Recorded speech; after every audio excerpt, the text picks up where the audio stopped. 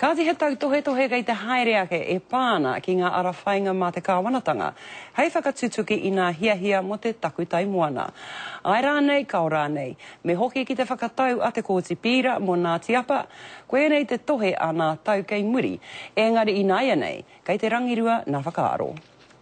Mā wā e kōrero mo te takutai moana. Mā te kai whakawā, mā te kai tōranga pūrā nei.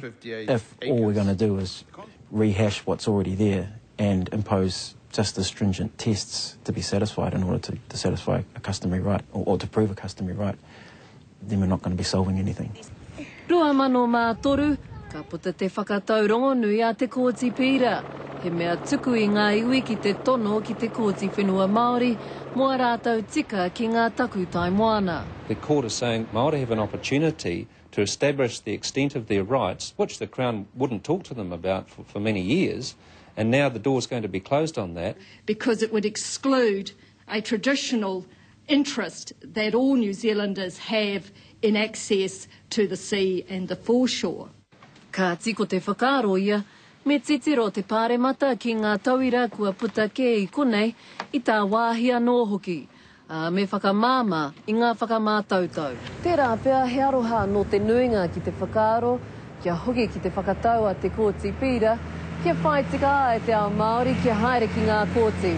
O tira, he pai tonu atu te kāwanatanga me te pāti Māori, kia waiho tēnei take ki ngā ringaringa o ngā kai tōranga pū. Anei a hone harawira i taine he rā.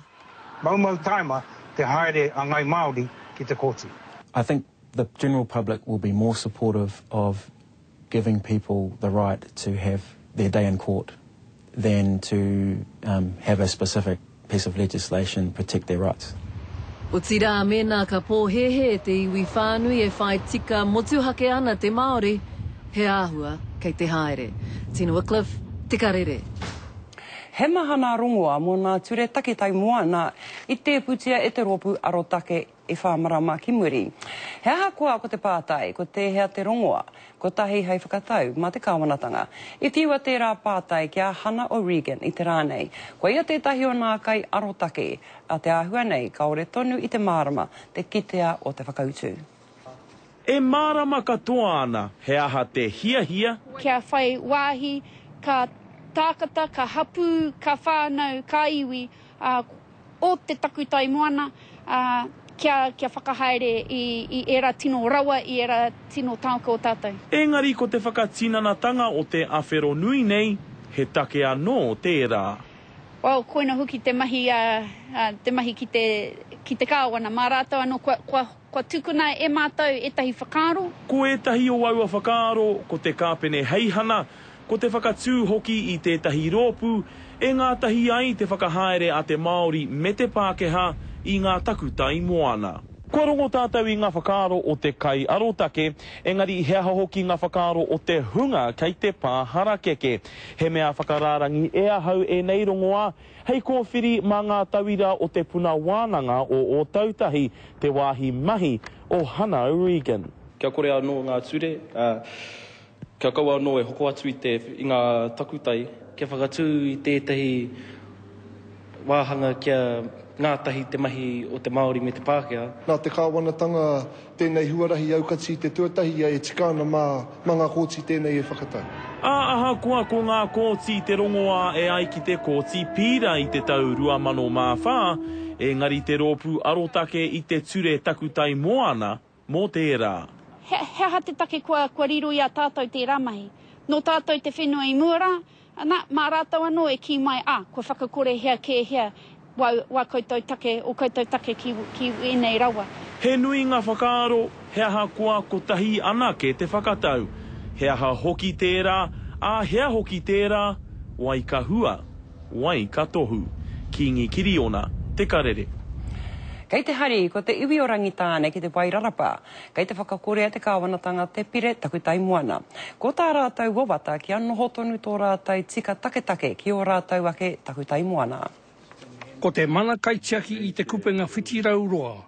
Te kāpata kai moana arangitāne ki Wairarapa, te take e hari kua nei rātou ki te whakatau a te kāwanatanga. Ki tā mātau whakaaro, kua tau tērā o ngā kaupapa i te matai I te hikoi, I te rau ngā kaupapa whakahirahira. Kua hipatarima tau e tōia haere tiana tēnei pire ki roto o te whare Pānemata a putanua ki ngā rohe. I whakatūri e te kāwanatanga hou, tētahi rōpū hei kohikohi ngā whakaaro me ngā tūmanako o ngā hapu me ngā iwi ki te pire takutai moana.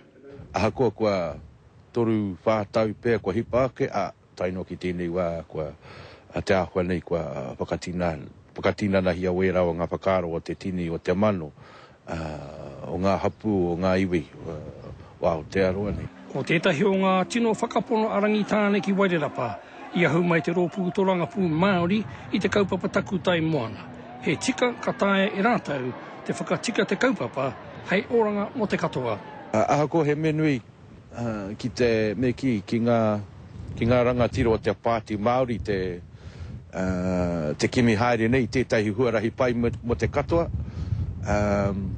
Ki tō mātau whakaro kai ā rātau te maramatanga, te matatautanga mo te rao ngā mahi, nā reira, e tikana me kaha tātou te tautoko tonu. Ko te whakapono a te iwi orangi tāne ki Wairarapa, ka haore rātou i te whakaaro, mo te whaariki i tēnei take, ki te kōti i tēnei wā. Joe Glenn, Te Karere.